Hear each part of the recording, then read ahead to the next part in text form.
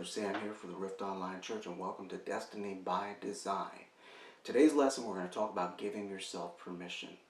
And what I mean by that is a lot of times we have not really engaged in our destiny because somehow we think it's not okay for us to do it. Somehow we have mental blocks and we're insecurities and all that. We're going to deal with that today. And I got to say, the biggest difference, or one of the biggest differences at least, between someone who's not engaging in their destiny and someone who is, most of the time it's attitude. You'll see the same thing on Wall Street. The biggest difference between the $1 million closer and the guy who's struggling is attitude. And I'm going to share some of my experience from Wall Street where I think I can prove that. Now, we also have to recognize that sometimes the reason you're not where you want to be is because you're just not good enough yet. And that's a kind of a harsh thing to say, but you may not be where you're at right now. You may not be good enough for the thing that you're after, the thing that God has for you. You know, David, before he went on the run from Saul, he was a good leader of men. He was a captain over 1,000 men, and he could lead them into battle. But he didn't know anything about running a government yet.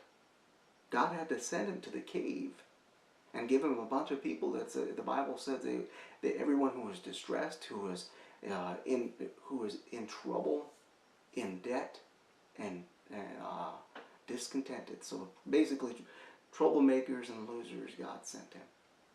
400 of them, and and 400 men living in a cave. The cave of Adullam was actually quite big, but still, caves are not comfortable. Caves are not pleasant. They're damp. They're cold. You're out in the wilderness, and you got a bunch of troublemakers, and you got to somehow lead them. That's where David became a leader. That is where David became a king. And there was a lot that had to change, but that hadn't been said. So prior to that, David wasn't ready to be a king yet. And so sometimes we got to recognize we're not ready yet. So something you do have to understand, and sometimes people take that as something discouraging. No, knowledge, skill, wisdom, and experience, all those things are acquired over time. It may be a little bit of time, it may be a lot of time. Depends on the person and how much effort they're putting into all that. Some people acquire skills very quickly, some people don't. But whatever that might be, they were always acquired over time. But you can adopt a life-changing attitude in an instant. The skill you need, the wisdom you need, the knowledge you need, all that's acquired over time, but the attitude you need, you can acquire it right now. And that's mostly what I want to talk to you about today. A few years ago, I had a conversation with a very bright young man. He had a good head on his shoulder. He was smart.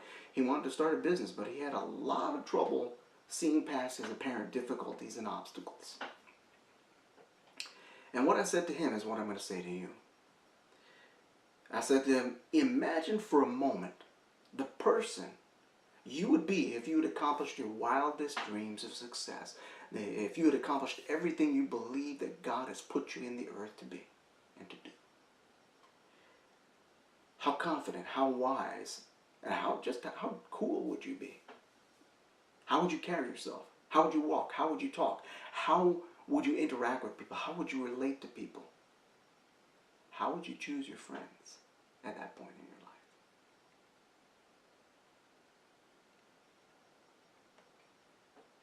Now I want you to realize something. Picture that person.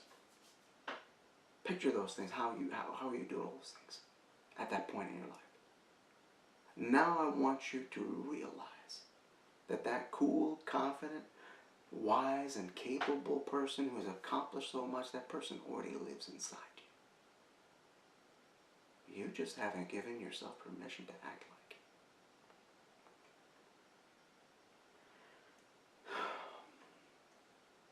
it. Take a moment and think about that. There's literally nothing keeping you from behaving like that person.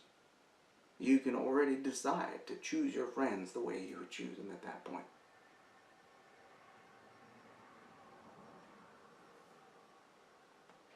Some of the biggest deals I ever made when I was on Wall Street, They didn't happen because I was the slickest or smoothest salesman on the floor. They didn't happen because I was the best. I was pretty business clueless, not just on Wall Street, but outside of Wall Street. And here's the thing, but the clients didn't know that. And I wasn't about to tell them I was a rookie stockbroker who didn't really know what I was doing. Now, don't get me wrong. I had something great to offer, but it wasn't based on my skill or experience. And this is a big part of your attitude shift. You also have to recognize that your destiny is not about you. And it doesn't rely entirely on you. The just shall live by faith. Remember, in Christ,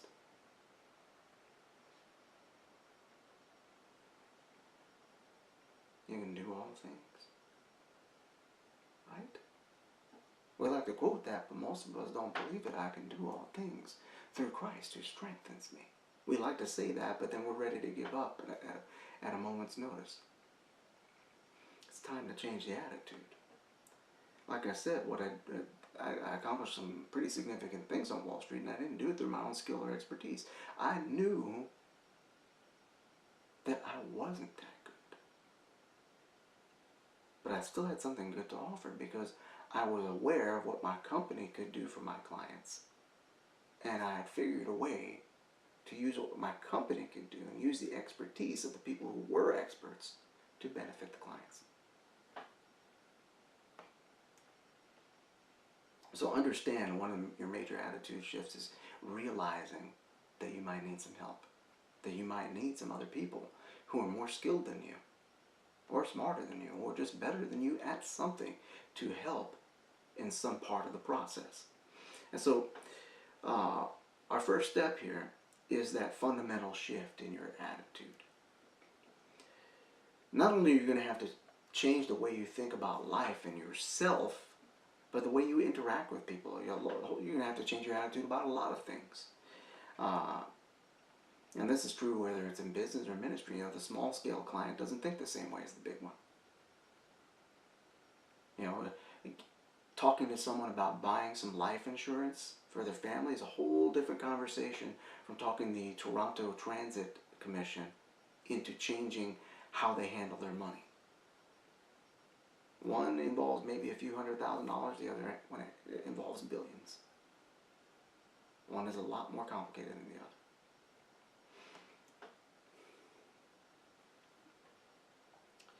And it's something you have to understand. And I'm going to use this analogy in business for high-level clients or elite-level clients. Price is not the highest priority.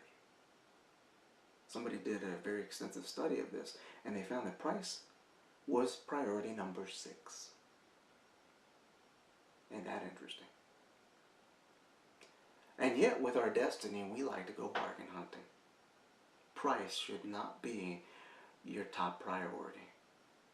Stop worrying about what it's going to cost you personally. It might cost everything. It might cost a lot. That's just how it is. Get over it already. Because you're not going to get this done without a serious level of commitment. But I'm getting ahead of myself. Some of us, we want to have, I know a guy who wants to have a mega church. He won't even start a Bible study.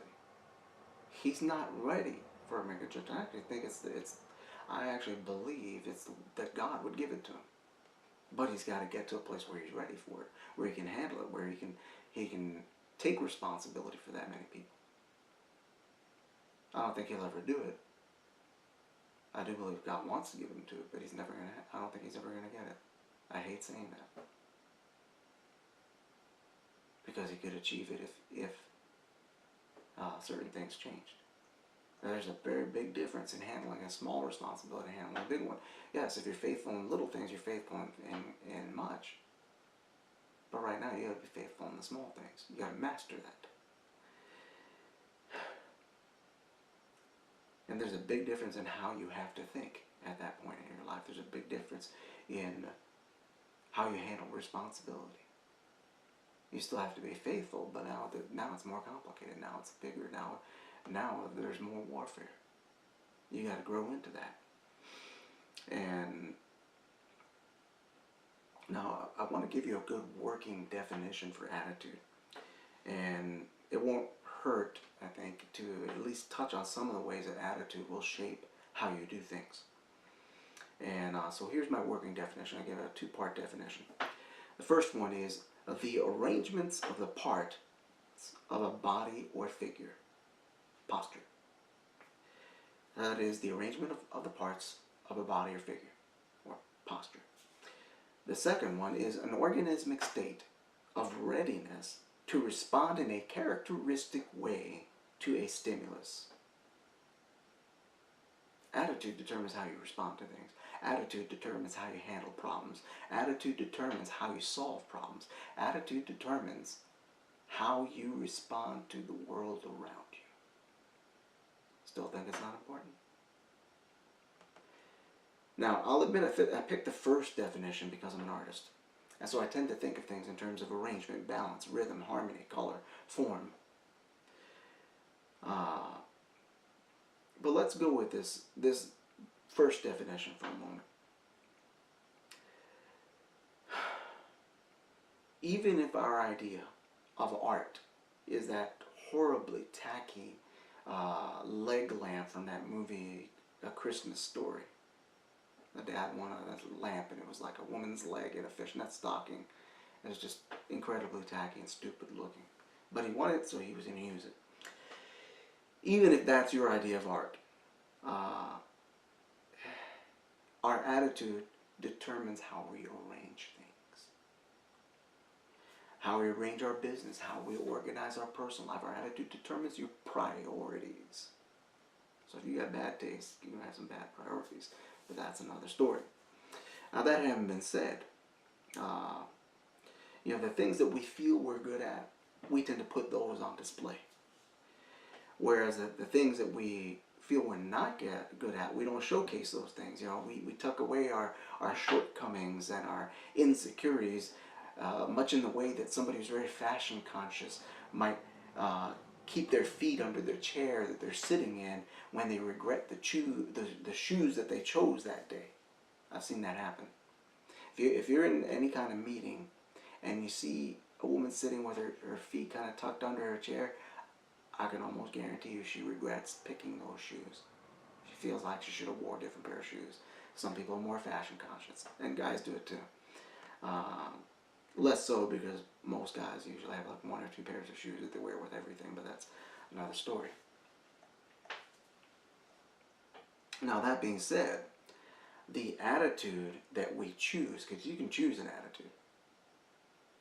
Let's not even pretend that attitude is just something that happens. You choose your attitude. The attitude we choose can easily determine, just like in art, how we position our abilities, our proclivities, our efforts, our priorities.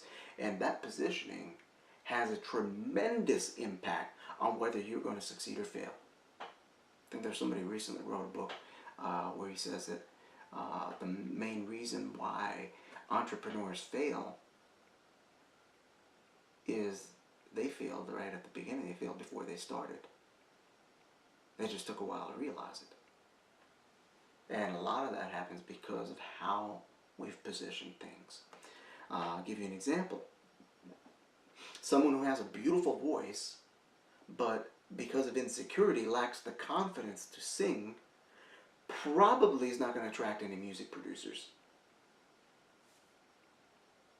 Probably not. Because they don't have confidence. In fact, they don't even sing confidently, so they won't sound their best even when they do sing.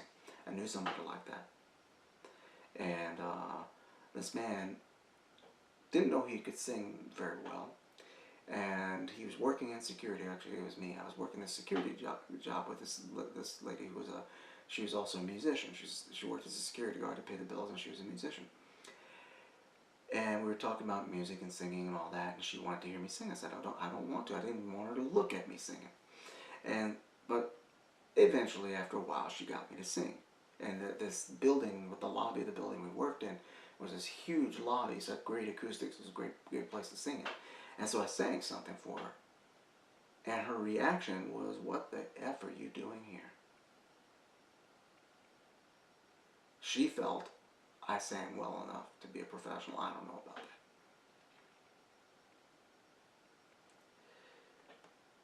partially because my hearing is damaged and I don't really know what I sound like. Not entirely sure what I sound like. Now, since then, I'm a more confident singer, but because I lacked that confidence, I never bothered to try. Actually, I got to take her up on her dare. She wanted me to, put on a baseball cap and sunglasses and just show up in some subway somewhere and start singing and see what happens. And but anyhow, likewise, I've also known people who are artists who never really got very far in the world of comics, for example. They were comic artists because their attitude. Now, sometimes their attitude is where we lack confidence, and then some people are overconfident and arrogant. Their attitude made them really hard to work with. They were really good, but they weren't so super good that people would be willing to put up with their attitude. And the truth here is, it's not just a matter of display versus concealment, but rather one of composition. For example, there are many skilled comic artists who, from a drawing standpoint, they can draw very well. They're good at drawing the human figure and all that. They can draw buildings, but the way they compose their pages makes the story they're trying to tell really difficult to follow. A good comic book page has to have has to be clear in how it's telling the story, and likewise, our attitude has a great deal of influence in telling our story. It has an influence in how well the combined elements of our vision, our character, our abilities tell the story of who we are and what our mission is. Because your calling is about what is your mission? Why does it matter? Your attitude in terms of how you've arranged everything. How do you arrange your gifting? How do you arrange your study time, your prayer time, all of those things? It determines how that story gets told. And the truth is, most of us are not as mysterious as we think we are. And so very often when our attitude is not commensurate with the calling of God on our life, it's going to show. Anyone with any kind of discernment will see right through you. Now, I want to ask this question. How are the various elements of your attitude working together to influence and direct the story of your ability, your vision, your drive, your calling, your mission, your purpose?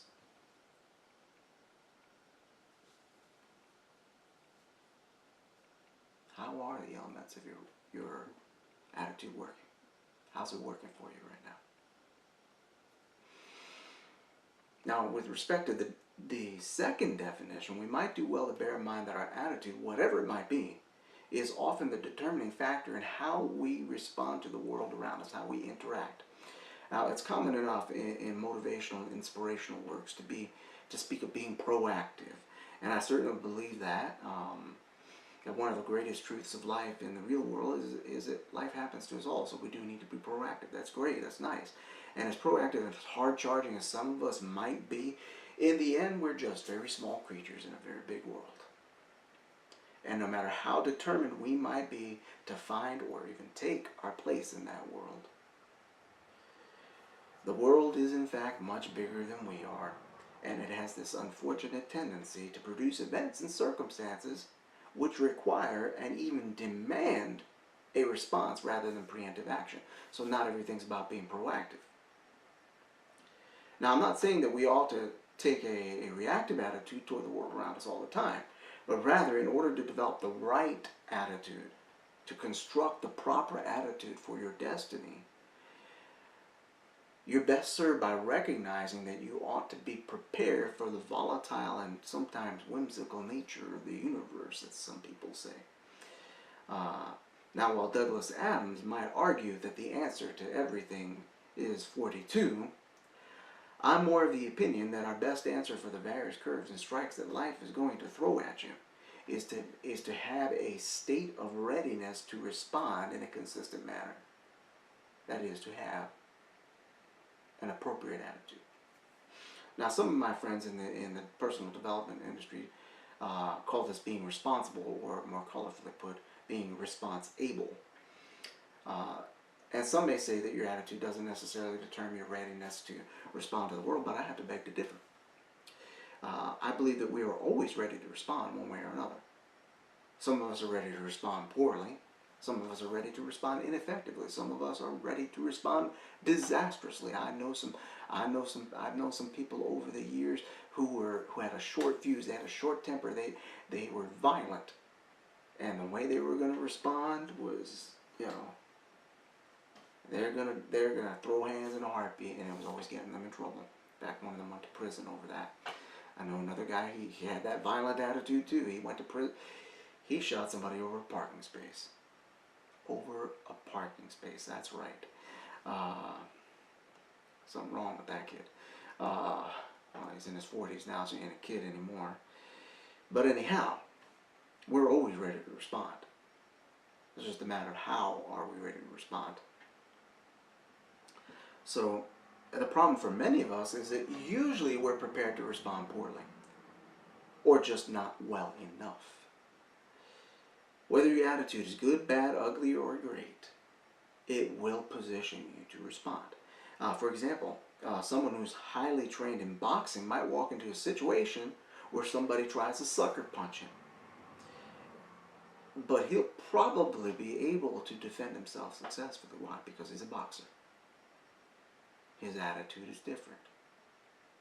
It'll take him almost no time at all to put himself in his boxing stance and put his hands up and know how to guard himself and have the proper head movement. And if the person who tried to sucker punch him is not a professional fighter, they're probably in trouble. You think I'm kidding about that? A few years ago, actually by now it's been many years ago, there was a incident where this young black man who was kind of small, he was about 5'6", 5'7", I forget how tall he is, he's kind of small, he's not a big man, 140 pounds soaking wet, give or take, had pulled up, parked his Lamborghini, and got out of the Lamborghini, and 3 men accosted him. They were trying to carjack him, and they weren't armed. They thought because they were just bigger than him, they were going to take that Lamborghini from him. He beat them senseless. You know why? Because he was Zab Judah, the former undisputed welterweight champion of the world. I think he was a welterweight, I forget what weight class it is, but he was a world champion boxer. So even though they had the drop on him, they got knocked out. See what I mean? He's got a different attitude. He's got a different positioning. He's able to respond. Why? Because he was a professional boxer and one of the best. The boxer will adjust his stance, put up his guard. He'll fight his way out of that situation if he has to, like Zab Judah did. They weren't taking his Lamborghini. Oh, man. And here's the thing. He's also been hit before. So he's not easily intimidated. You see what I mean about attitude? On the other hand, a guy who's, a lover, not a fighter, he's just going to have to live to fight another day. Because, he might, the guy who's a lover, not a fighter, he might be a smooth talker with the ladies, but his fight strategy is probably to throw up his hand and say, not in the face, not in the face. Both of those are responses. Knocking those guys out as a response and screaming, not in the face, not in the face. Those are both responses. And we can argue about which one is good, bad, right, or wrong, but I'm pretty sure you'd rather be the fighter. I remember getting into a fight when I was in 2nd grade. And I will admit, I'm not ashamed to admit this, it's the best fight I ever had. I will say it right now. I've been in many fights that I still to this day will call it the best fight I ever had, and this is why. A much bigger boy had been teasing me and bugging me in class. I was in 2nd grade, and I was small for a 2nd grader. I was like 4 feet tall. I weighed 50 pounds soaking wet. And this boy was already about the height I am now. He's probably about 5'3", 5'4". He'd been left back a few times, so he wasn't 8 years old. He was probably like 11 or 12. And so I got mad at him. And so I said to him in that 1980s lingo, when we get outside, I'm gonna dog you. Now in those days, 38 years ago, that meant I'm gonna beat you up. And he laughed. I was serious. He didn't take it serious. I was dead serious. We got outside. And school was over, and we streamed out onto the steps. There was this concrete step. It had a little platform and then about 3 steps going down to the parking lot, and there's no rail on each side. I tackled him right off it onto the asphalt. I didn't care that there was broken glass. I'm amazed I didn't get cut. And long story short, the grown-ups who were present had to pull me off him. Still kicking, still throwing punches. The mere absence of fear, together with an element of surprise and a fairly large dose of irrational rage, resulted in a scrawny 50-pound boy beating up a boy twice his size. He never forgot that. Years later, he was still mad about it, because that was embarrassing. Attitude makes a huge difference. Now, and like I said, I do kind of look back on that incident with a little bit of amusement, and I'm sometimes kind of proud of myself. However, let's not focus on my youthful predisposition to violent behavior, but rather let's consider that my fearless attitude was the deciding factor in that incident. The fact that I was so mad I couldn't be afraid of him. He tried to be intimidating, but my response had been determined by my courage and probably by my lack of good sense as well. Now that we've got, I think by now you have a picture of what I mean by attitude. Let's consider the impact of attitude when it comes to our pursuit of success, whether it's in life or if it's in ministry, whatever purpose God puts you here for. Attitude usually gets both the credit and the blame. And when somebody's doing well, we often attribute their success at least partially to their winning attitude. And when they're not doing so well, we're going to say that's because you got a bad attitude. And most of the time, we'll chalk it up to their attitude. Oh, this is just, you have a bad attitude. Believe me, I've been there. People tell me, oh, you got a bad attitude. What they didn't realize was I had a bad attitude because of the bad things that happened. They weren't causing it. So sometimes it's that too. Sometimes they are part of the causality. Sometimes they're the effect. But I'll put it this way. If you've got a bad attitude because bad things happen to you, it sure ain't going to help you going forward. But whatever the case might be, where attitude is often thought to be either the hero or the villain, depending on the results. And this fact is particularly important to be mindful of for those of us who are in pursuit of greater things, whether it's in life or business or ministry. And this is not only because of how attitude can have a tangible effect on our decisions and therefore on our results, but also because our perceived attitude can influence how others, potential clients, potential partners, potential customers, potential ministry partners, might interact with us. It'll affect their assessment of our competence and our worthiness. They might think, oh, he's a good teacher of the word, but I don't like his attitude. You know how many people don't get invited to preach because of that? Because they got an attitude. Now, don't get me wrong. People with bad attitude get invited to preach because, well, they're good at raising money, but that's another story. If you're not good at raising money, you better be a good preacher and you better have a good attitude. But anyway, I think you see my point. In fact, your attitude may determine whether somebody decides whether they're going to bother with you at all. And a lot of times, God has put people in your path to help you, and your bad attitude pushed them away. And God doesn't always necessarily send another person because God was still waiting for you to have a better attitude. Attitudes, and particularly the unproductive kind, easily become excuses. You know, once we start to use an attitude, because people do, they'll use an attitude as an excuse in a heartbeat. And once that starts happening, it will become a firmly held belief. Which, for most of us, that's a pretty good substitute for truth. In fact, for most of us, it's such a good substitute for the truth that we'll persuade ourselves that our various attitudes and the perceptions they create are, in fact, absolute, immutable truths. You know, You ever run into a young lady who says, "Oh, men are dogs," and she's convinced men are dogs? Why? Because she keeps picking dogs. The nice guy's always in the friend zone, and she wonders why she thinks men are dogs. And she'll believe that it's absolute truth, because she's taken this attitude that has happened because of bad relationships that she chose to be in, has caused her to perceive this, or to choose to perceive this about all men.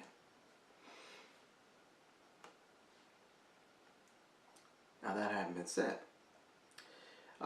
when that happens, that type of attitude, or any kind of wrong attitude, or negative attitude, or unproductive attitude, it becomes a mindset, and a very dangerous one at that, because they will direct us to make unproductive or even destructive decisions. Because someone who is resolved, men are dogs, guess what? Because all men are dogs, she's just going to pick whoever catches her fancy. She's not even looking for Mr. Nice Guy, because she thinks everybody's a jerk. And if everybody's a jerk, well, why bother? Why bother trying to choose better? You think that doesn't happen? That doesn't just happen in relationships. That happens in a whole lot of things. It happens in business. It happens in marriages. It happens in friendships. It happens in ministry.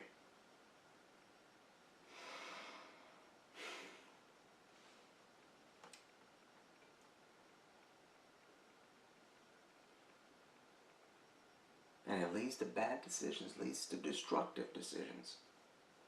And later on in this course, we're going to talk about what I call the law of intention and decision. But we're not there just yet. The results of those decisions, when we make unproductive or destructive decisions because of our attitudes, it's what they call the self-fulfilling prophecy. It will have a tendency to persuade us even further of the truth, which was in fact just an attitude in disguise. So, give you the example, the woman who thinks all men are dogs. Because she thinks all men are dogs, she's not that picky. She'll just go with whoever looks good or whoever talks to her. She's not going to screen them further because all men are dogs. So she continues to choose poorly, and because she chooses the next relationship, she chooses a bad guy again. He mistreats her, he abuses her, he cheats on her, whatever it is. And all that's done is persuade her further. Yep, men are dogs. It's happened again. One of the big attitude shifts is we need to take responsibility for ourselves and responsibility for the decisions that we make. Now, while most of us are familiar with the idea of a good attitude or a bad attitude, what we don't realize is that a positive or negative is really only relevant when a goal is being affected. For example, the fact that I hate McDonald's coffee doesn't mean a thing when I'm cooking rice and beans, does it? Has no impact. Because it's not affecting a goal. My goal is to cook rice and beans. McDonald's coffee doesn't matter, does it? It has no bearing on, or let's say I'm cooking paella. It has no bearing on how I'm going to brown the chicken, how I'm going to saute the garlic and the onions, or any other part of the process in cooking paella. So at least with regard to my paella recipe, my attitude concerning McDonald's horrible tasting coffee, at least to me, is neither good nor bad. They may have improved by now because they're trying to sell more coffee. Now, on the other hand, if I take on the attitude that none of my current prospects wants to talk to me, or in business, for example, there's a good chance I'm not going to put in 100% effort when I get on the phone or when I go meet with them, because I think they don't want to talk to me anyway. Or I may avoid making contact altogether. That happens. One of my first jobs on Wall Street, the managers would actually fire people for displaying a bad attitude. If you had an attitude and a certain manager walked by and he caught you having a bad attitude, you're fired on the spot. No second chances, get out. Why? Because it would affect everybody else, and they didn't want that. Now, sometimes one of the brokers would get discouraged or frustrated, and they would say something to the effect of, "Oh, they're just not buying today."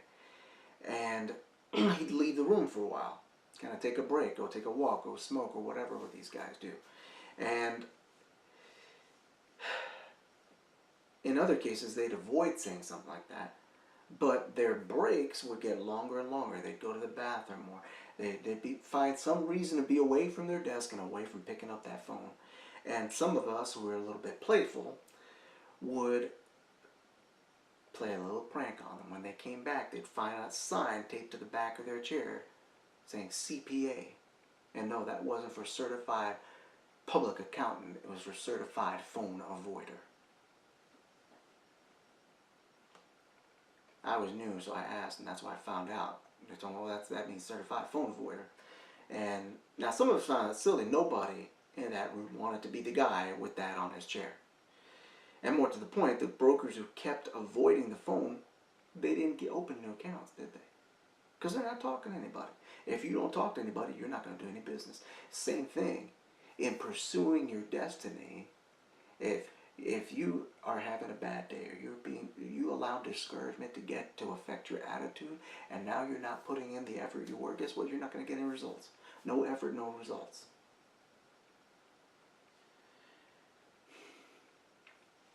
So in the example of the stockbroker, their frustrated attitude had a clear effect on their results. And your attitude, I guarantee you, is affecting your results one way or another. Maybe you have a good one. Maybe you have a great attitude right now. It's affecting your results. But you have had days, I guarantee you, where you have had some attitude issues and it affected your productivity for the day. Guaranteed, everybody has. I have. And so their sales would drop, not because they lacked skill, it was because they weren't getting on the phone. A lot of them were, in my opinion, they were better salesmen than I was. They sounded better on the phone, they had a better voice than me, etc., etc. But I opened more accounts and I did more business than they did. Because I had an attitude that was the opposite of theirs. I used to say, if he makes 400 calls, I'm going to make 800 calls.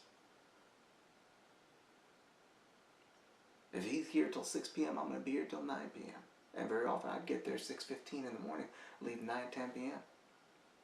There are times I had to run back to the Port Authority because I was about to miss the very last bus back to New Jersey.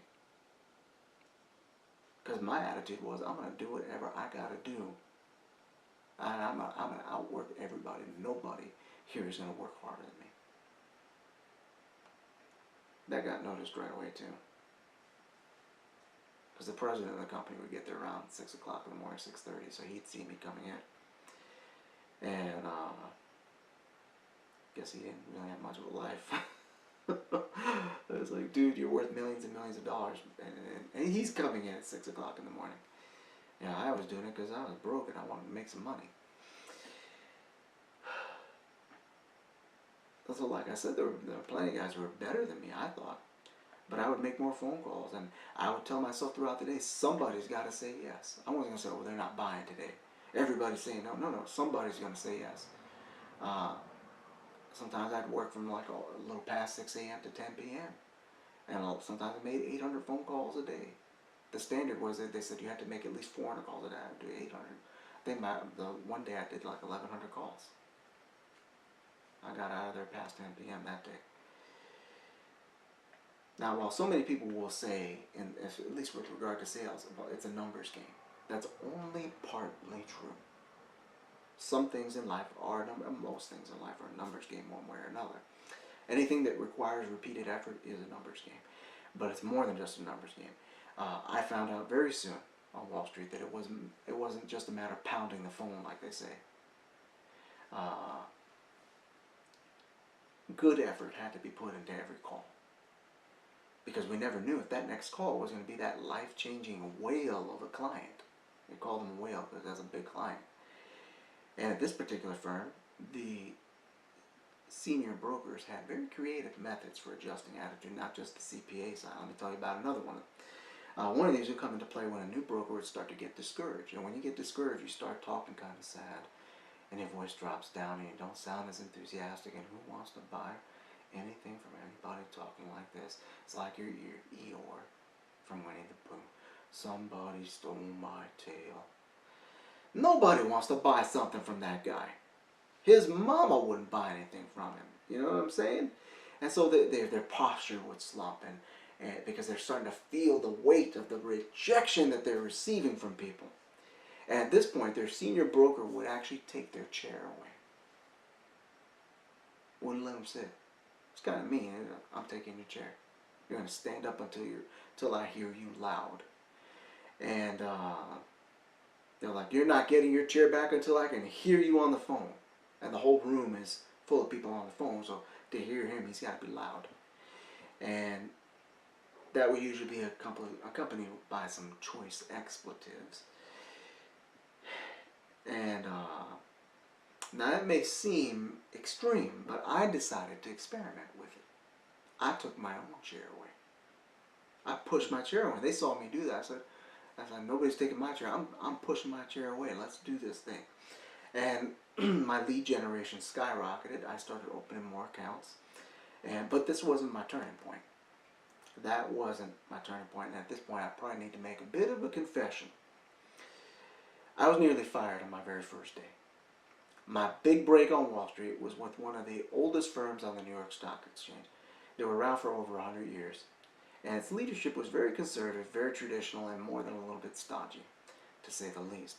But being the artistic fellow that I am, and see me wearing this bright green shirt, things haven't changed that much. 16 years ago, I still like, but it's been 16 years, I still like bright colors. And so, being the artistic, bright color liking guy that I am, I had a suit that was a bright, royal, Walmart sign blue. And I wore it with an equally bright red shirt and red snakeskin shoes. And I strolled in there about 7 o'clock in the morning with a spring in my step and feeling like I was the coolest kid on the block. I sure thought I was. Around 8 a.m., they did the sales meeting that they would do every morning, 8 a.m. sales meeting. But they would usually do it over the intercom. But this time, the firm's oldest and biggest client was coming in that day. So the president of the company decided he was going to hold the sales meeting, not via intercom, but in what they call the boardroom. In Wall Street, what they call the boardroom is really just, you take a floor of a large building, and the whole place, practically the entire, most or almost the entire floor of that building is a wide open space. And you'll see columns here holding up the roof or whatever. And there's hundreds of desks. And they call that the boardroom.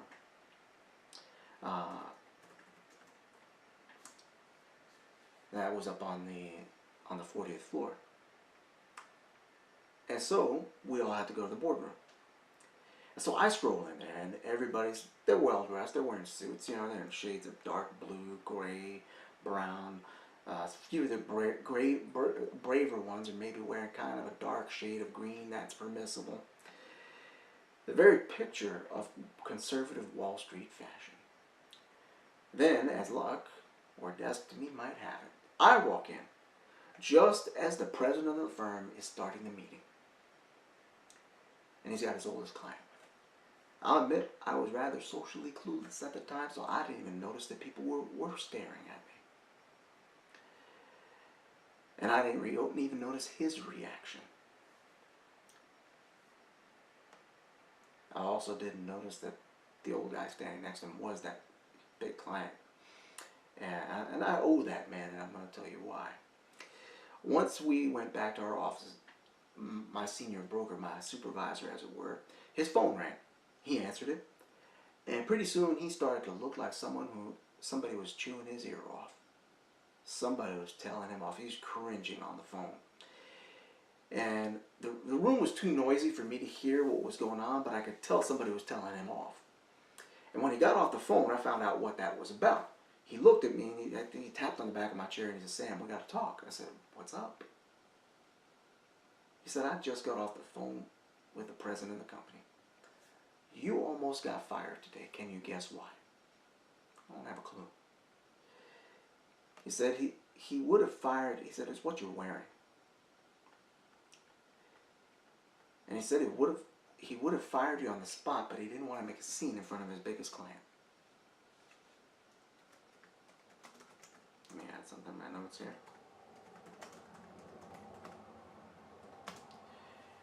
He said to me, "He looks like an effing pimp." He didn't say effing. He's dropping F-bombs left and right. "Does he want to sell stocks or drugs?" And he just went on like this for a little bit. And I was trying not to laugh Everybody in the room was laughing. Uh, I was trying hard not to laugh, and he was smiling about it when he was telling me this, that the president of the company said this. He said, I managed to convince him not to fire you on 2 conditions. The first is that you promise never to wear anything remotely like that ever again. The second one is this. He's going to be in the office till about noon today. If he sees you in the hallway, it's over. If he sees you at all, he sees you, he's going to fire you on the spot. And so I nodded. I agreed to the terms, sighed in relief at my narrow escape. But I couldn't shake off the anxiety because I really, really needed to pee. After about 2 hours, I decided to take the risk. I had somebody check out the hallway for me and make sure the coast was cleared. I ran to the bathroom and repeated that procedure on the way back. And while I was in the bathroom, I was standing at the urinal thinking, he could walk in here any moment now. But it was too late. And so later that day, the dust settled, and I was free to roam the hallways because we got the word. He's left for the day. He's gone. And so I'm walking around the hallway. I'm strutting my stuff. I'm feeling like I'm the coolest kid on the block again. And then I heard somebody say to me in this gruff voice, "Hey, Spidey, how's it going?" Fate, it seems, is not without a sense of irony. That night was going to be the New York premiere of that first Spider-Man movie with Tobey Maguire back in 2002. It wasn't long before the other brokers started doing that web shooting motion at me. And anytime I walked by, they'd be like that. "What's going on, Spidey? What's up, Spidey?" 1,100 brokers in the firm, 800 in that building alone. Nobody knows my name. Everybody knows I'm Spidey. And I found it funny at first, but then I realized they weren't laughing with me. They were laughing at me. And I was a little bit insecure back then, but I decided to turn it around on them. When they'd say, "Hey, Spidey, what's going on?" I said, "I'm slinging." I'd do the web slinging thing back at them. "I'm slinging webs. I'm catching clients. I'm going to reel in big accounts. I'm going to outproduce the whole firm put together." I was talking some serious trash attitude. J.P. Morgan used to say people usually have 2 reasons for what they do: the real reason and one that sounds good. As I don't want to engage in any kind of duplicity here, I gotta confess that I wasn't coming in and staying late simply because I had a great attitude. The main part of the reason, well, like I said before, I was broke and I wanted to make money, but I'd also been selling all this noise about how hard I was going to hustle, how hard I was going to work, how much money I was going to bring in, how I was going to outproduce everybody. And after my first few days on the phone, I was starting to realize I really wasn't that good. I was nowhere near as good as I thought I was going to be. So I decided what I lacked in quality, I was going to make up for with sheer quantity. And that fact was not lost on the people that I worked with. The group that I was a part of was made up of brokers that had come over to that firm from a different firm when their offices were destroyed during 9/11. Because they were right across the street from the Twin Towers and the building got damaged, so they couldn't go to work the next day. And so that firm got sold to this firm, and there was a shortage of space, and so they took this small, relatively small conference room. The place was maybe 20 by 20, and they crammed about 30 guys in there. There were no windows. They called it the Vampire Quad because we did not see the light of day. And it was just a small conference room. They right off the reception area, and they'd set up a bunch of folding tables and computers and phones and all that, and that was it. It was very, very, very Boiler Room, if you've ever seen that movie. In fact, my boss looked just like the guy from Boiler Room. And whenever I would start pitching really hard, the whole room would go quiet. Everybody was listening to me pitch because I was pitching my heart out. Because another guy who worked there, who was about 5 feet away from me, who oddly enough called himself the Rhino. Imagine that. What are the odds? Spidey and the Rhino sit 5 feet away from each other. Well, the Rhino said to me, "Motion creates emotion. You gotta get animated. You gotta get loud. Stand on your desk if you have to." I took him literally. I didn't stand on my desk, but I'd sometimes stand on my chair. I'd jump around. I was really animated. And so one day he says to me, "Hey, Spidey, you know why we listen to you pitch?" I shook my head. I thought it was because I was so good. He smiled at me. He said, "You really say some crazy shit to people on the phone." And I did say some crazy stuff. Pardon the language, but I'm quoting him. Yes, my friends, it is. The truth is, they just found me entertaining. They found it. They found it amusing because sometimes it was funny. Because I do a bit of a little dance. I jump on my chair because a rhino told me motion creates emotion, and it does. That's why I keep pointing at you. I'm kidding, but it's true. Uh, so whenever I really cut loose whenever I got what I thought was a hot prospect on the phone. And looking back, and maybe it wasn't the best logic, although it did get some results, and it led to one very fundamental shift in my thinking that changed everything. In my frantic quest to make good on all that trash I was talking, I began to look at things differently. In fact, becoming Spidey was a big part of it. Now, Spider-Man is not the most powerful superhero. Not by a long shot, yet he can get into a fight with the Rhino, or the Hulk, or the Juggernaut, and he comes out of it in one piece. Sometimes he even wins. Sure, I know, it's fiction, it's a comic book, they write it that way, but work with me here, folks. The reason that Spider-Man can face off against a much more powerful enemy is because he's resourceful. And so it was I started trying to think outside the box as much as I could. I'd sneak up on the firm's biggest producers, the guys that were making $1 to $2 million a year. I'd sneak up on, pull up a chair, and I'd listen to them talking to their clients and try to glean some lines I could use, because using a written script is illegal. Can cause your license if your compliance officer happens to see it. You know, I did make a pocket-sized version of what they call the straight line pitch that my senior broker put together. Compliance officers can search your desk, they can't search your person.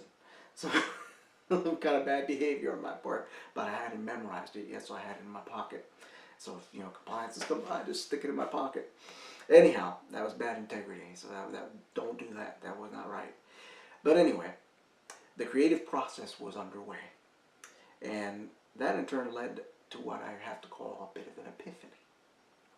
I sat there slumped in my chair. I was exhausted from another day of having people reject my pitch in ways that I can only describe as deeply pornographic. They were not nice about it when they said no to me. I reached over and I picked up another Dun & Bradstreet lead card. They're these little cards. They're about the size of an index card. And Dun & Bradstreet prints leads. It'll give a little information about a company, who the CEO is, or who whatever is, somebody high up in the chain of command who probably has money, and therefore they might make a good client. That's why I reached over, I picked up another one, and the CEO of this particular company had already refused to do business with me. I think he might have even cussed me out. So I was about to call the CFO instead. I'd call everybody on the board one by one. But that's when I was struck by the epiphany. Because I'd gotten to a point where I had opened some accounts, but my clients weren't paying. And what happens in most Wall Street firms is when your clients don't pay, you have to. So I was in the hole for about, I think, probably somewhere around $100,000. And I was starting to get worried. I'm worried whether they're going to fire me and then come after me in collections and sue me for it, so on and so forth. And that technically they can. They usually don't, but I didn't know that at the time. And so I'm worried. I'm stressed out. I'm starting to get depressed. It's affecting me on the phone. And then I have this epiphany. I look at this card and I realize that company had $200 million in sales the previous year, and they had about 1,400 employees. It then occurred to me that a company of that size must surely have a 401k retirement plan. And somebody there is the person making the decision on that. And it had to be doing badly because it was 2002. It was the worst bear market since the Great Depression. Companies back then that year could announce that they had quadrupled their profits and their stock would still go down. So 401ks were hemorrhaging money. And I'd heard that our firm had a long-term asset management program that was doing 14.5% in the worst bear market since the Great Depression. And that's nothing short of phenomenal, considering the 401ks were losing 20 and 30% per year during that particular bear market. A bear market's when the stock market's doing bad. Bull market's when it's doing charging forward is bull market. Bear market, things are getting torn up. Now, I'm not sure just when I said it, but at some point I said to myself, if almost everyone I talk to is going to say no to me, the one yes might as well be big. And so I called the company again. This time I made a point of finding out who made the decisions regarding who gets to manage the 401k.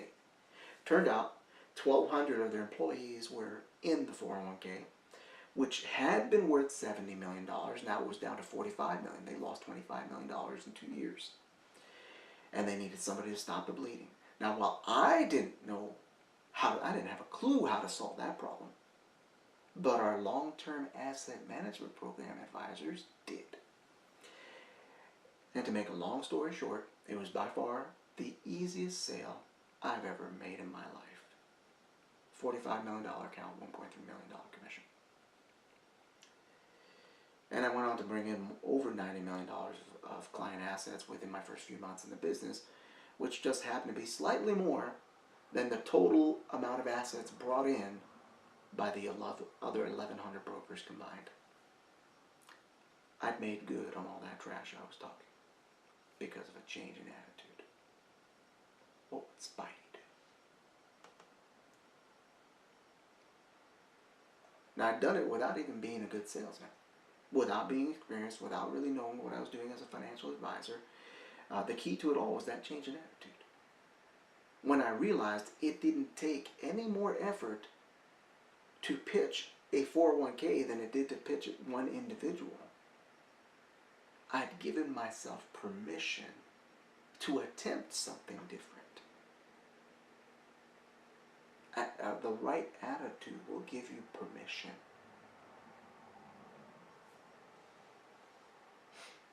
It might not have ever occurred to me otherwise, especially since most of the senior brokers would caution you against going after whales. Like, oh, don't focus on trying to get really big accounts and really big clients. Start with the small stuff, so on and so forth. Now, I didn't tell that story to boast or to entertain you. Well, maybe a little bit. But rather, I want to use it to examine the true impact of attitudes on how we approach business, how we approach life and ministry, the calling of God on our life. Our attitudes affect how we do business, how we do things, how we do everything. As one guy likes to say, how you do anything is how you do everything. I don't know if that's entirely true, but there's some truth to it. Attitude affected the young brokers who avoided the phone, or the ones who made half-hearted efforts when they were on the phone. Either way, the root problem was a negative attitude toward their work. A negative attitude toward a task will inevitably create either anger or doubt or some kind of negative emotion that will impact the decisions that you're making. You know, as we can see, some of them it creates doubt because they start telling themselves they're just not buying. Others would say it was impossible to open accounts in a bad market. Another individual went so far, he actually threw a tantrum when they took his chair away. And he took his box full of lead cards and threw it at his senior broker, while screaming things like, "I can't do this!"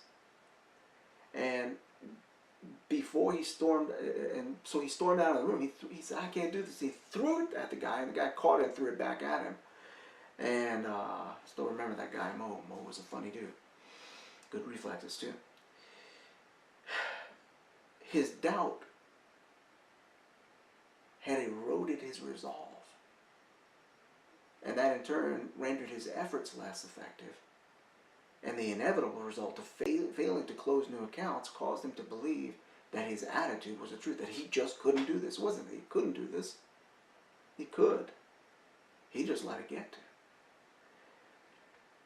Conversely, my positive attitude concerning the 401k plans helped me to believe that I could actually approach the key decision makers. It didn't even occur to me to say, oh, these people won't want to talk to me. I thought, they're going to want to talk to me. They're hemorrhaging money. They need somebody to stop bleeding right now, yesterday. You know?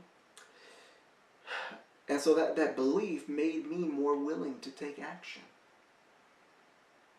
After all, let's face it, very few of us are going to forge boldly ahead, full steam ahead, if we think we're going to fail. If we think we can only fail. Most of us won't even bother. So a positive attitude will produce belief, and while that belief will in turn give rise to an intention, because you believe, it also leads to a decision in the direction of the intended goal. The senior brokers who tried to warn the new brokers against pursuing large accounts did that because they believed larger accounts took longer to close. Sometimes they did. Or they wouldn't close at all. They were just harder to do, and they wanted you to focus on easier things to open because they wanted you to make money for them now, because your first 10 or 20 deals go to them. And they also didn't believe that rookies could close the big deals, and maybe in most cases they were right. A lot of new brokers would say bigger accounts were harder to close, or somehow they were beyond reach because they'd never want to do business with an inexperienced broker. All those things are attitude. All that's just an attitude. While some clients will care about your experience, many others will only care about results. That first big client, they didn't know I was a rookie broker. Never occurred to them to ask. It never showed. Or maybe it didn't, they just didn't care. But a lot of clients only care about results. And still others won't even think to ask about how experienced the broker is unless his voice sounds young, or he says or does something that calls his credibility into question. In any case, with clients like that, experience isn't the real issue. It's credibility, and credibility, like attitude, can be developed. And we'll talk about that later on. We're going to have a series of lessons called Be the Part. Not just look the part, be the part.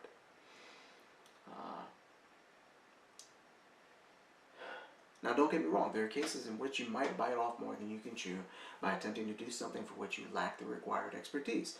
But then the principal mistake isn't in trying to do it. It's in not finding the resources to help you make it happen. In my case, I had a group of experienced, high-performing asset managers who would do all the heavy lifting, as it were, as far as the big accounts were concerned. My fellow rookie brokers had the same access to the same long-term asset management planners. But it never occurred to them to use that resource that was just a few doors down the hall. Because they were too stuck on the idea that every solution to a prospective client's problems had to come from them. That's the same thing in the calling out of your life. Not every solution to every problem is going to come through you. So I got to tell you, a big part of developing the right attitude is this: get over yourself. It's like the solution, just the cure for stage fright. Get over yourself. It's not about you. It's never about you. It's never about me. It is, especially with regard to your kingdom destiny, it's about how you are going to serve the kingdom and its king.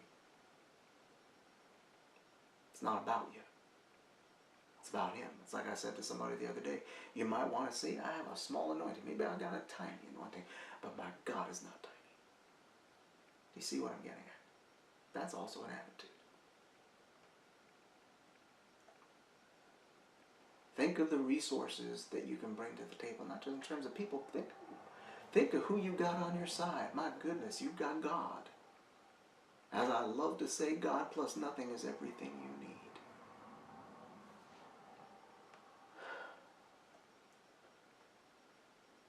Now, sure, I couldn't solve the problems faced by those 401k plans by myself. But the fact that I knew that was one of the reasons why I brought in over 90 million of new clients. Just within the first few months. It wasn't because I was experienced, or because I was a good salesman or a good advisor or whatever. And I got to tell you this, attitude determines your perspective. I once heard a man saying that everything in life is either a blessing or a lesson. And I've come to see the wisdom in his words. One of the key barriers to developing the attitude necessary to truly unleash your vision is our tendency to see events that are defined by our emotional attachment to them. We tend to get emotionally attached to events. And particularly with the negative, unfortunate, and even tragic events that might befall us in life, we human beings do tend to get too attached to our feelings about what happened, to see the lesson, what might have occurred, or what has occurred, or what might have occurred. I remember a man once told, there was a story of an old man who told a joke and everybody laughed. He told the joke again, they laughed again. By the fifth or sixth time he told it, they weren't laughing hard anymore. Because they didn't find it funny anymore. Because they'd heard it. And then he said to them, "You heard this joke so many times you didn't find it funny anymore. Why are you still crying about the pain of your past that you've gone over in your head again and again?" Isn't that interesting? We'll stop laughing at a joke the 10th time we've rehashed it. But we rehash pain, and we don't want to stop crying. Attitude determines your perspective. It determines whether you're going to stay emotionally attached to something. And don't get me wrong, I'm not saying, I'm not saying senseless, terrible things don't ever happen, or that you never have a right to be distraught or depressed or whatever. It happens to the best of us. There's going to be, you may have some things happen in your life where it is appropriate to go to pieces, like your spouse dies or a very close loved one dies. You're probably going to go to pieces. You're going to cry your eyes out, etc., etc.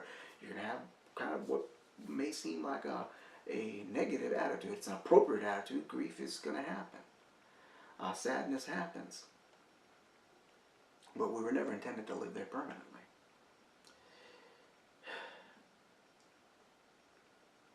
With so much of what happens in everyday life, there's either a blessing or a lesson to be found therein, and sometimes both. But to be able to discern such things, we have to learn to have a high degree of intentionality in what we're doing, but at the same time maintain a fair degree of detachment from the outcomes.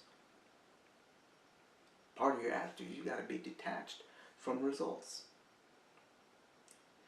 And I'm not saying that we never take responsibility for what we've done or how things turn out, but rather that you should refuse to internalize the outcome of your efforts, because sometimes things are not going to turn out right. Sometimes things will turn out imperfect.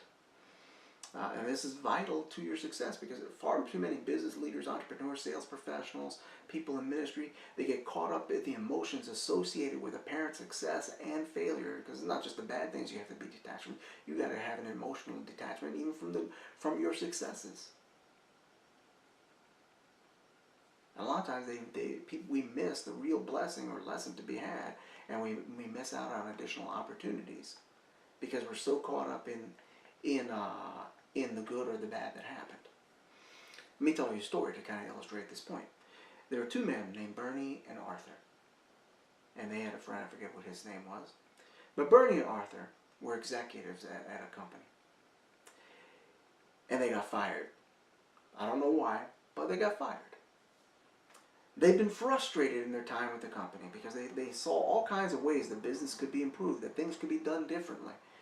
But somehow they just couldn't get the company on board with their ideas. Now they were unemployed. So they became depressed and despondent. And afterward they committed suicide in spectacular fashion by hijacking a tanker truck carrying liquid hydrogen and crashing it into a 50-foot bonfire at the local Viking festival.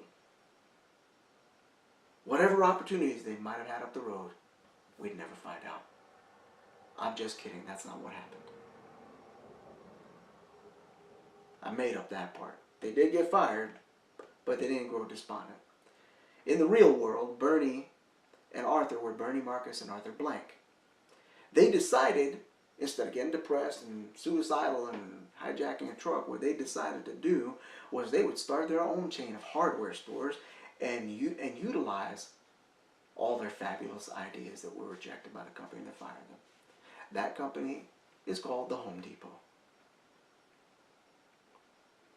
It's not too hard to imagine that they tossed aside any attachment they had to their former lives as employees. And while the road to success was probably kind of bumpy, the Home Depot's rise to success was not only swift, but industry transforming. It changed the whole hardware business. Another good example would be Play-Doh. You know, back when coal was commonly used to heat homes, and before the emergence of vinyl wallpaper, uh, what we now know as a children's toy was actually used to clean soot off of wallpaper. The wallpaper was more cloth, added more cloth texture to it, and so it needed to be cleaned. And vinyl, you can just wipe it. So when this is what people use, this thing that we now know as Play-Doh, but it wasn't Play-Doh back then. It was made by a company called the Kutal Corporation, I think it was. And when vinyl wallpaper made its way into popular distribution, that product became obsolete. Nobody needed it anymore. They were going to go out of business. Their sales plummeted. Their company was in trouble. To make matters worse, the head of the company died in a plane crash. And his nephew, who had been appointed as his successor, was just diagnosed with terminal cancer. One bit of bad news after another. But rather than become consumed by his personal situation, the young Noah McVicker didn't just throw in the towel.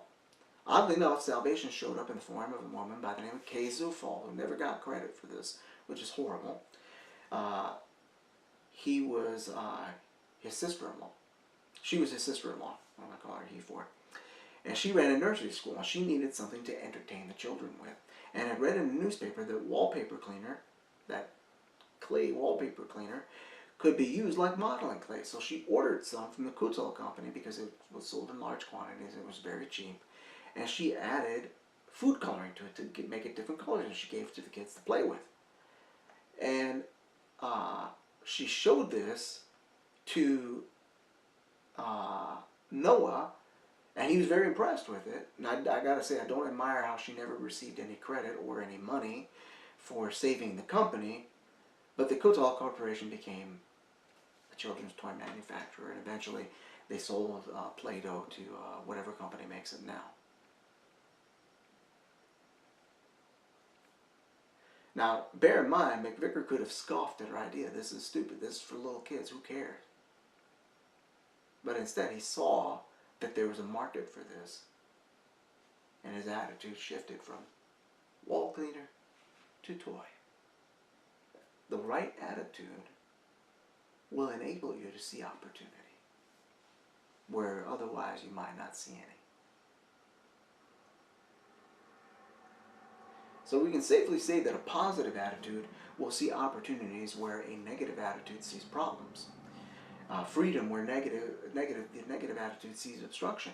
And ultimately, it is the power to become the person you need to be to accomplish your destiny. Now, that having been said, my intention here is not merely to motivate you, but to try to inspire and empower you.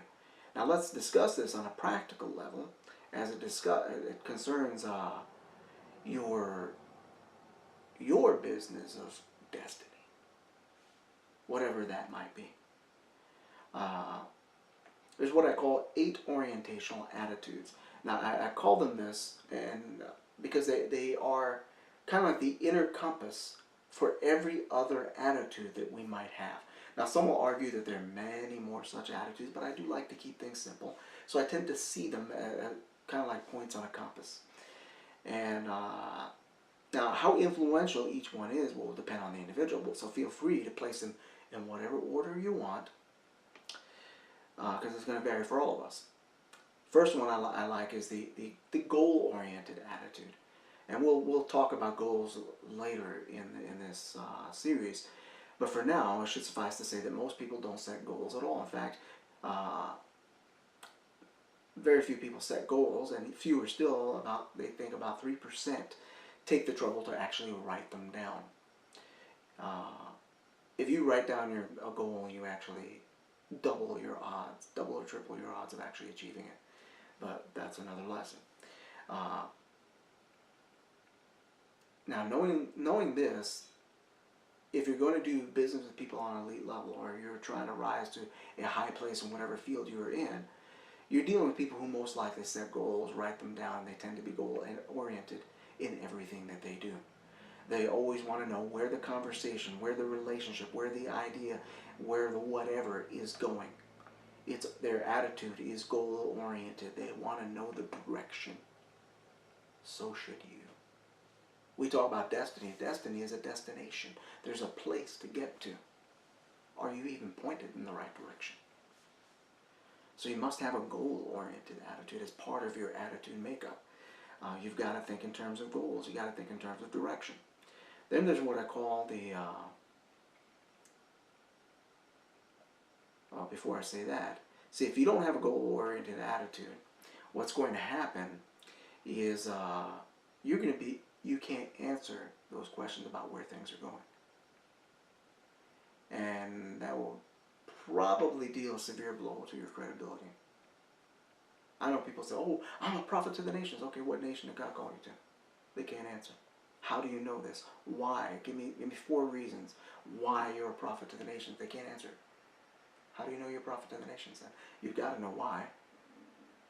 God told Jeremiah why. Why in the first chapter? Don't give me any excuses. See what I'm getting at?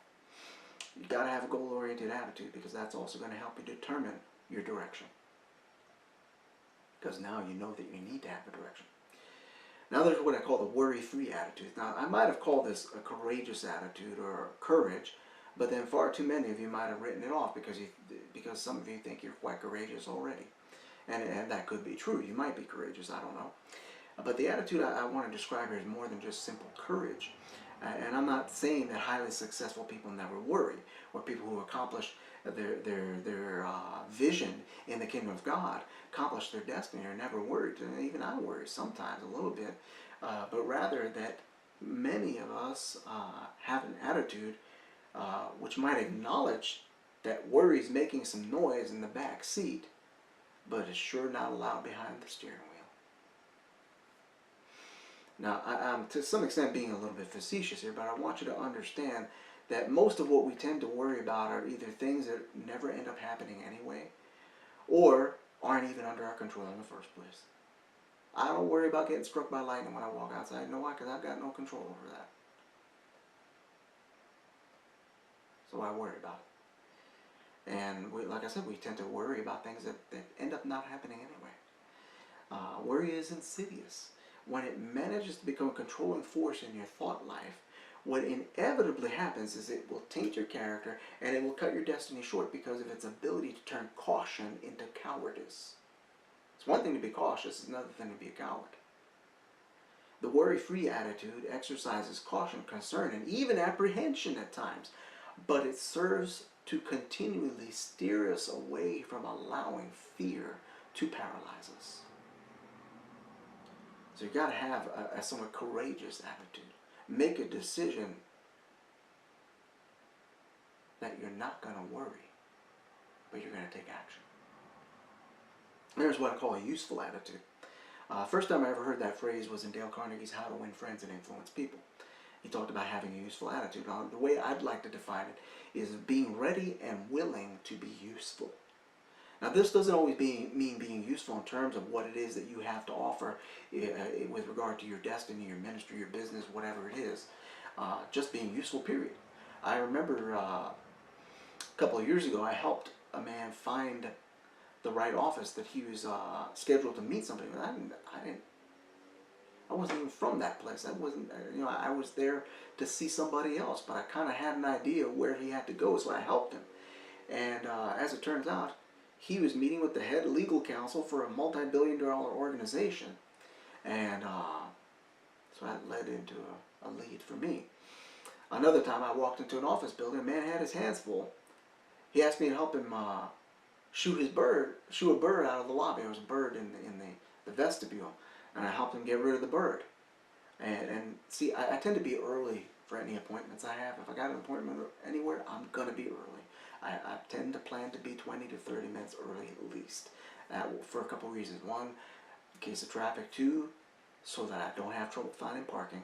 And 3, to make sure I got myself together for whatever meeting it is. And then it also gives me a little time to interact with people. So because I'm early, I had time on my hands, so I cheerfully helped him out. We got the bird outside, and then we spoke for a little while afterward, and he connected me with somebody else who proved to be a fairly valuable client. And so making a consistent habit of just being useful, being helpful, can open all kinds of doors. Uh, It'll build your reputation as someone, as a useful sort of person, but also as someone likable and trustworthy. Because guess what? You help somebody, they tend to like you. Uh, at least to some extent. At least that person will like you. Not everybody will, but some people will. Especially if you do so with good motives. And think of the converse. Think of the opposite. When someone doesn't have a useful attitude, rarely have I ever heard more contempt in someone's voice when they say about somebody, he's useless. That's never a compliment. Now, another attitude that is one of those orientational attitudes is the curious attitude.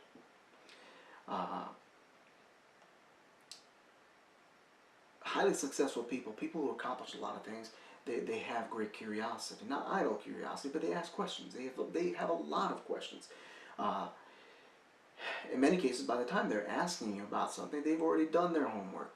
Now, the curiosity that I'm talking about, like I said, it's not idle.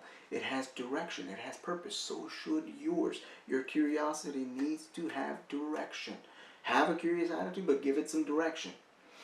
And it'll easily extend itself into personal, recreational matters, but then this type of curiosity typically has some kind of chief aim, whether it's just having fun, finding out whether the Maple Leafs, that's a hockey team here in Canada, whether they choked again in a crucial game, they choke a lot, or just chatting up the elegant woman sitting next to you in first class in the hope that she just might want to go for coffee sometime if you're a single guy and you're crushing on this woman that's on the airplane with you.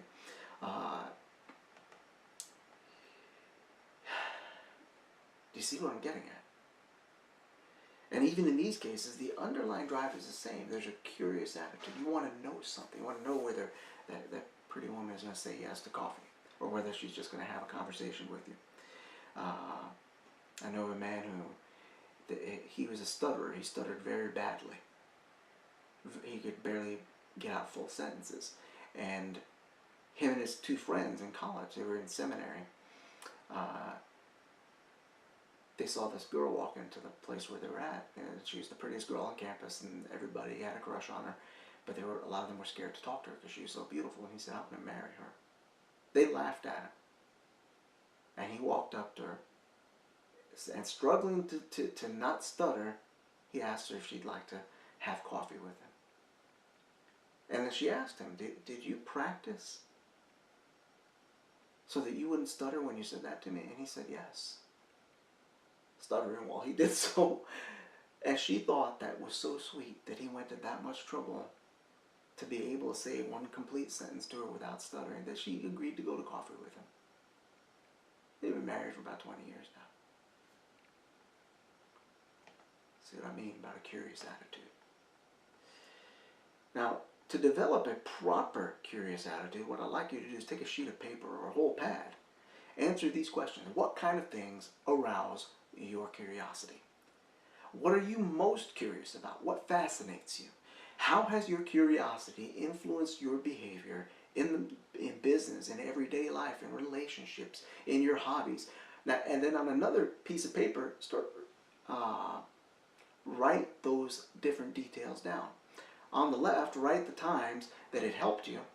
And then on the right, write down the times when it either led you down a rabbit trail or caused some kind of unnecessary trouble, because it's very useful to know what types of curiosity get you in trouble, what kind of curiosity waste your time, what kinds of curiosity are either unproductive or destructive for you. It probably won't be long before you start seeing some patterns in your curiosity. Some will be good, some may be bad, some will be downright embarrassing. That's okay. Don't edit yourself. As embarrassing as it might be, nobody's going to see this but you anyway. So do it. An honest assessment of how your curiosity has functioned up to this point will give you the clarity you need to make better decisions and to be more purposeful in your curiosity going forward. Another of the orientational attitudes is the appreciative attitude, I like to call it. When people interact with me on social media, they often ask how I built such a large following on Twitter. Up until Twitter started shadow banning people, including myself, I had something like 60 or 70,000 followers on Twitter. And I started out on Twitter just trying to promote my artwork. And I gained a few hundred followers, but it was when I started promoting other people's artwork that people started following me by the thousands. Now, I hadn't been promoting them to try to get them to promote me. I just really liked their work. And when we're appreciative, generosity ensues. You are always generous toward the things or the people that you appreciate. Learn to be appreciative. Because it is in your generosity very often that people will get to really see your character. And people who might not have given you a chance might not even talk to you. They got that exposure to your character because of you being appreciative and generous. It's also vital to be appreciative of where you're at right now, what you do have right now. When we are appreciative of our present state, we tend to become better stewards of what we have in the present, which leads to resourcefulness, which in turn breeds opportunity. When the U.S. economy crashed in 2008 and 2009, my consulting practice suffered very badly.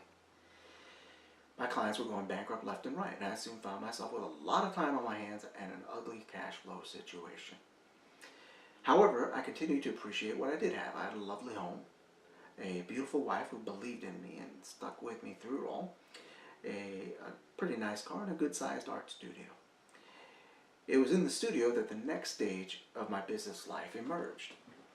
I began to draw a comic character that I'd created 15 years before, back in 1994. And that was Jake the Evil Hare. And he made his debut on the internet soon thereafter, quickly becoming one of the world's most popular webcomics for a while. Grab that pad again. This time I want you to divide it into 3 columns. What are the things that you appreciate most? What are the things you ought to appreciate more? What do you most like to be appreciated for? Write those things down. Now this exercise will help you to uncover any adjustments you need to make in your appreciation. While at the same time, it'll help you to identify the things you'd like to be appreciated for and why they are important to you and whether they should be important to you. Next, I have what we call the hopeful attitude. Now, the Bible says in Hebrews 11:1, now faith is the substance of things hoped for, the evidence of things not seen. Sometimes our modern sense of hope can be confused with mere wishfulness, which is why I use the above quote from Hebrews 11:1. The hope there is not something like maybe it's going to happen.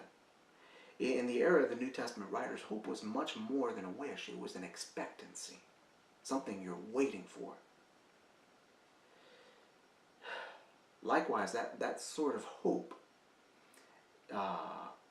you usually find it among people who are accomplishing their goals, or people who have achieved success, whether it's ministry, whether it's business.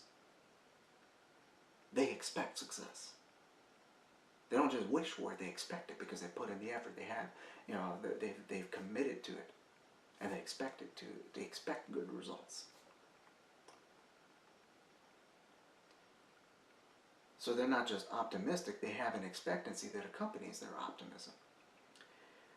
There's also an acceptance that things may not always go as planned, but that hope underscores every setback with the certainty that there is a place for you and what you have to offer in the world. That you might have a setback, but that doesn't mean there's no place for you.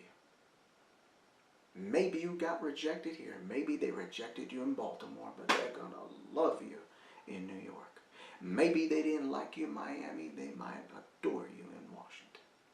Do you see what I'm getting I remember years ago, one lady I knew in business said to me, expect success.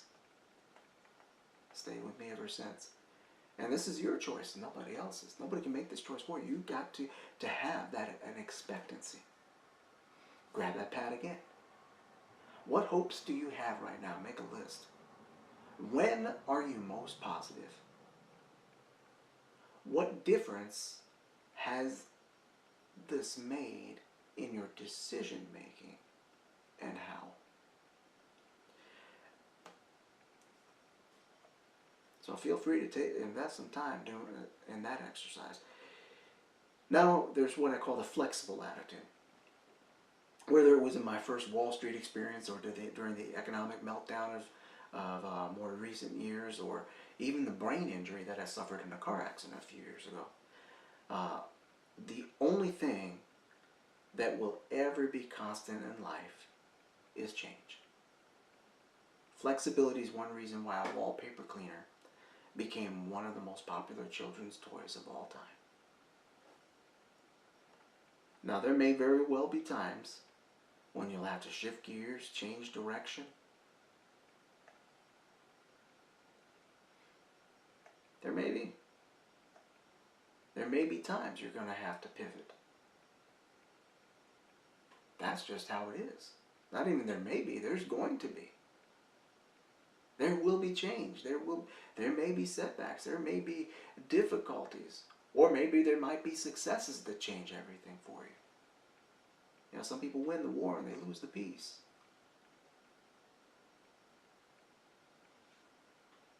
You may have to change direction. You may even have to change the business you're in, change the type of ministry that you're in. You're trying to do one thing, trying to plant a church, and you're supposed to do something else. Or maybe God had you running a church, and you did it for 5 or 6 or 10 or 12 years, and now it's time to do something else.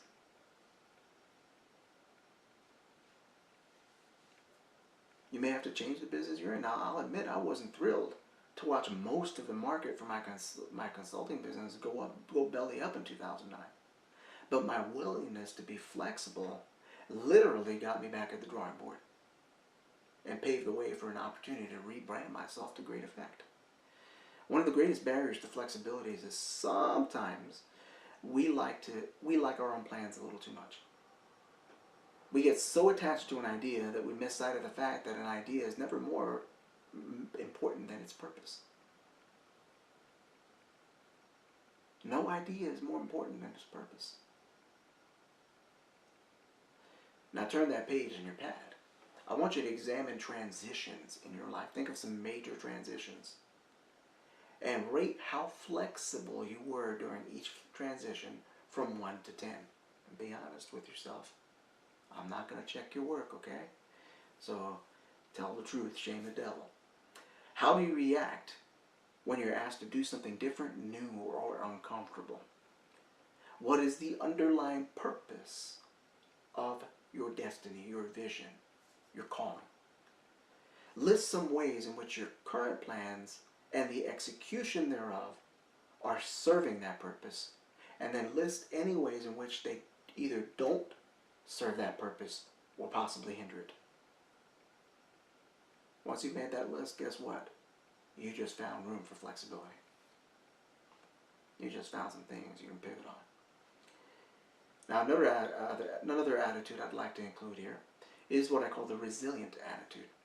Some people call it keeping the faith. Others call it bounce back ability. But no matter which way you slice it, you will need a fair degree of it if you're going to accomplish your destiny, especially if it's any kind of significant destiny. You're going to need to be able to bounce back. You're going to need to be resilient. Some paths to success and greatness might be smooth and trouble-free. I'm not aware of any, so I would suppose they're rare indeed.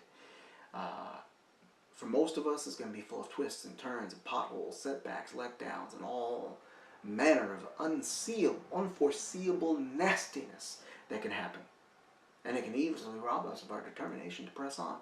Now, all this having been said, while it's useful to be aware of these types of attitudes, For practical application, I found it helpful to have a definite means of achieving attitude adjustment.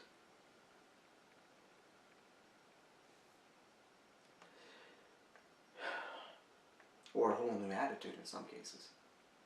Perhaps the first step to developing what I call is to develop what I call the attitude awareness.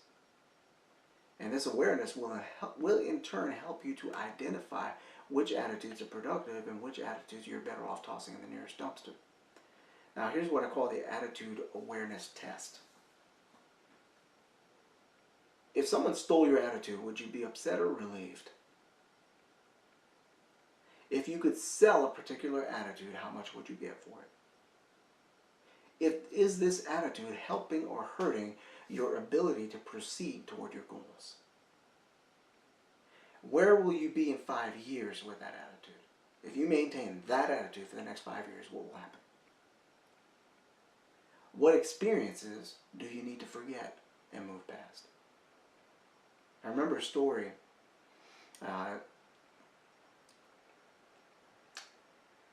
General Lee, after the Civil War, went to the house to visit a lady friend of his. I don't know if it was a family member or whatever.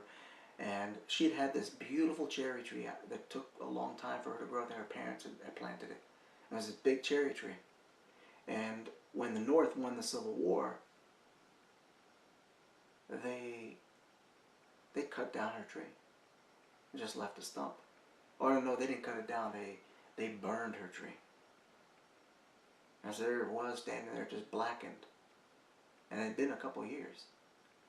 And she would tell anybody willing to listen, they burned my tree. My beautiful, beautiful tree. And when she told this to General Lee, to Robert E. Lee, he said to her, cut it down and forget it.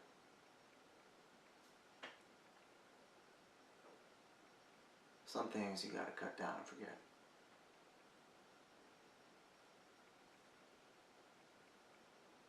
And on that note, we're going to end for today. We're not done with our teaching on attitude. We're going to have another one. But I want you to do the exercises that I included today. And be very thorough about it. I think you'll find you're going to find room for flexibility. You're going to find some room for adjusting your attitude. And you're going to learn a lot about yourself. God bless you and God keep you.